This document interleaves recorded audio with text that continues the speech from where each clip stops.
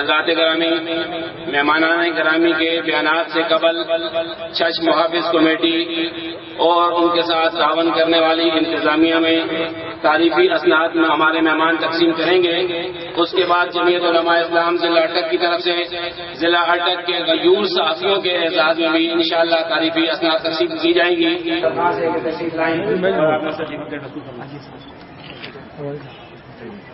اب ہمارے مہمانان گرامی حضروں کے صحافیوں میں ایوارڈ تقسیم فرمائیں گے۔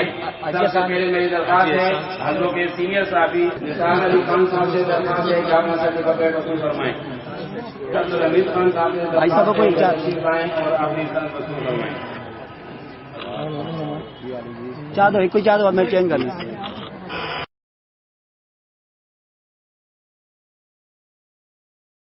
قائد جمعیت جناب مولانا عبدالقوی علی صاحب۔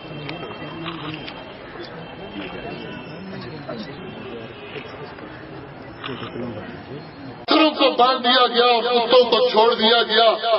عجیب بات ہے، اس علاقے میں منشیات فروش آزاد ہیں، جوئے کے اڈے چلانے والے آزاد ہیں، اور میری اس چھت کی دھرتی پر 24 علماء کرام کے نام شیڈول 4 میں شامل ہیں۔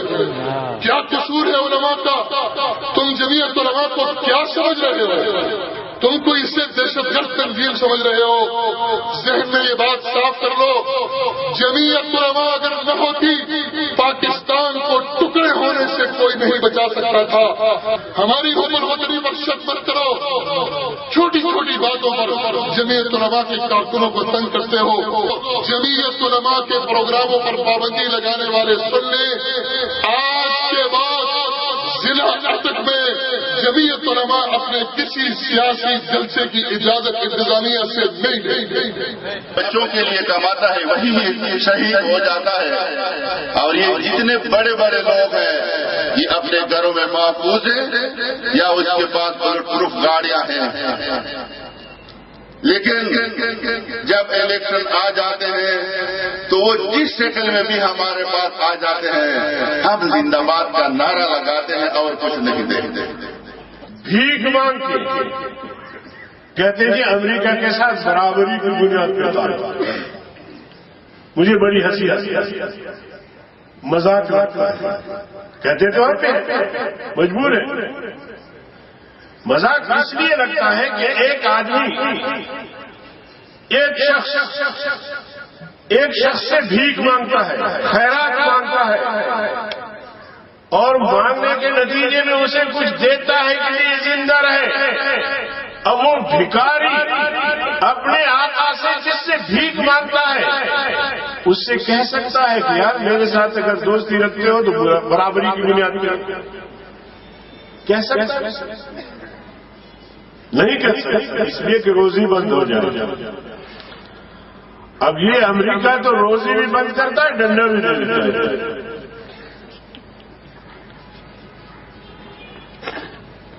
اور میں نے اپنے گزشتہ بجٹ اسپیچ میں کہا، میں نے کہا کہ یہ جو اعداد و شمار بتائے جاتے ہیں، لیکن جو ہمیں معلومات اثاثے بیچ کے مالیاتی اداروں سے قرضے لے کے بجٹ بنایا جاتا ہے اور پھر ضمنی بجٹ آتے ہیں، اور اس طرح ایڈھاکزم پہ ہمارے ملک کو چلا جا رہا ہے۔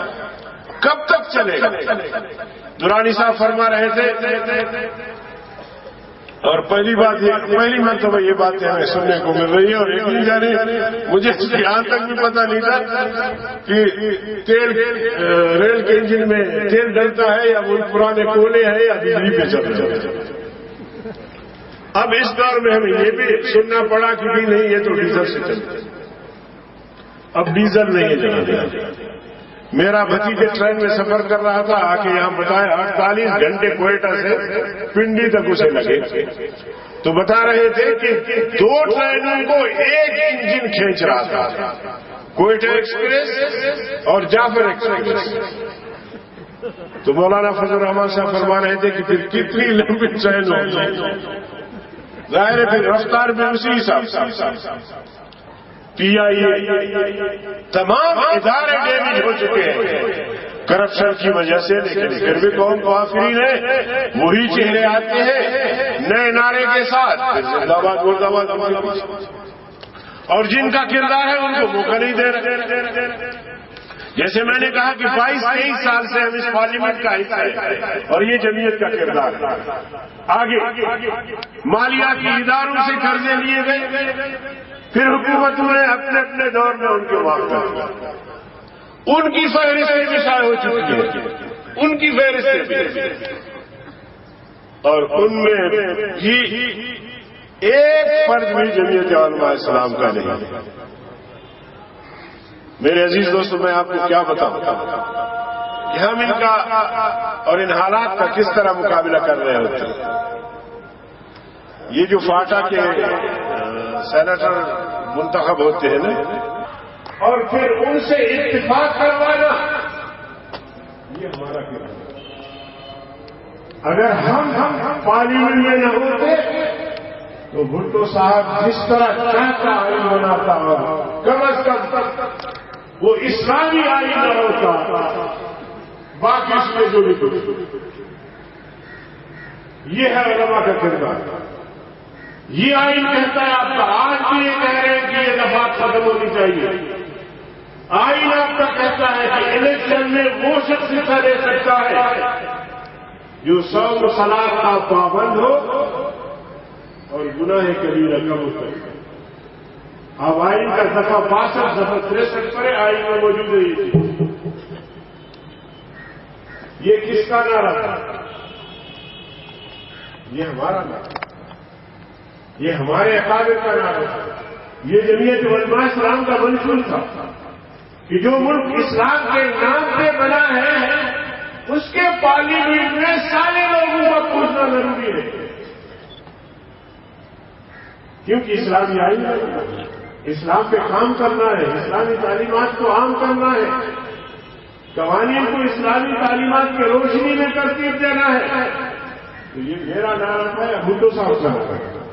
اس لیے میں کہتا ہوں کہ جو پاکستان میں اس وقت جو 73 کا آئین موجود ہے جسے ہم اسلامی کہتے ہیں، اس میں ہمارا ہی کردار نمایاں نظر آتا ہے، ہماری باتیں مانی گئی اور ہم نے یہ صلاحیت تھی، ہمارے پاس قوت دلیل تھی کہ ہم نے اس طرح کے لوگوں کو، بھٹو جیسے لوگوں کو بھی بنوایا، خالد علی خان جیسے لوگوں کو بھی بنوایا، اور بہت جیسے لوگوں کو بھی بنوایا، قوم کو آئی۔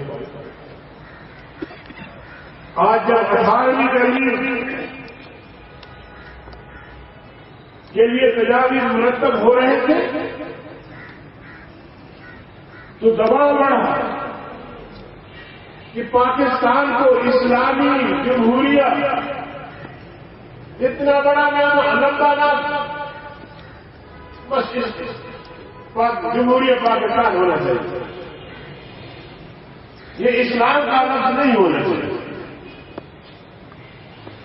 پاکستان کی صدر کے لیے جو شرط رکھی گئی ہے کہ اس کا مسلمان ہونا شرط ہے، یہ ضروری نہیں۔ انڈیا میں سکھ بھی بنتا ہے، مسلمان بھی بنتا ہے، ہندو بھی بنتا ہے، جو پاکستان میں کیوں نہ بنے؟ اسی طرح اس پہ زور ڈالا گیا کہ یہ جو آئین میں موجود ہے کہ الیکشن وہ شخص لڑ سکتا ہے جو 100 صلاح کا پابند ہو، گناہ کبیرہ کا مرتکب نہ ہو، تو ایم این اے اور دینی جماعتوں کے اتحاد کے نتیجے میں جو علماء سامنے آئے تھے یہ خواہش ہے، کاش وہ اتحاد باقی رہتا جو کی عوام کے جان و مال اور عزت آبرو کے تحفظ کے لیے اور یہاں سے جرائم کے خاتمہ کے لیے انشاءاللہ اگر ہمیں اپنی جان بھی دینی پڑی تو انشاءاللہ ہم اس سے درائب نہیں کریں گے۔ آپ کے تعاون اور اسی طرح آپ کی سرپرستی کی ضرورت ہے۔